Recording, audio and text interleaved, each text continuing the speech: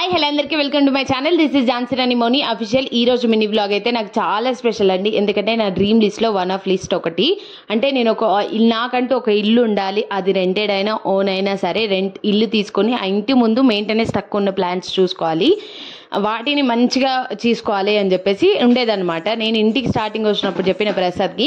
So ఇప్పుడు 8 months అవుతుంది, ఇప్పటివరకు తను రెస్పాండ్ అవ్వలేదు, ఏం చెప్పలేను అనమాట.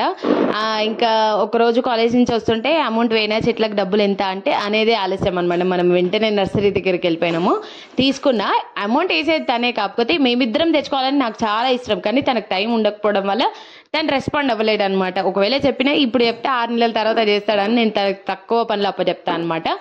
తమలపాకు చెట్టు, మనీ ప్లాంట్, కొన్ని రోజ్ ఫ్లవర్స్, తులసి చెట్టు తీసుకొని వచ్చినా అనమాట. అవైతే మెయింటెనెన్స్ తక్కువ ఉంటాయని నెక్స్ట్ వీడియోలో ప్లాంటింగ్ చేస్తాను, అది తప్పకుండా సబ్స్క్రైబ్ చేసుకొని చూడండి.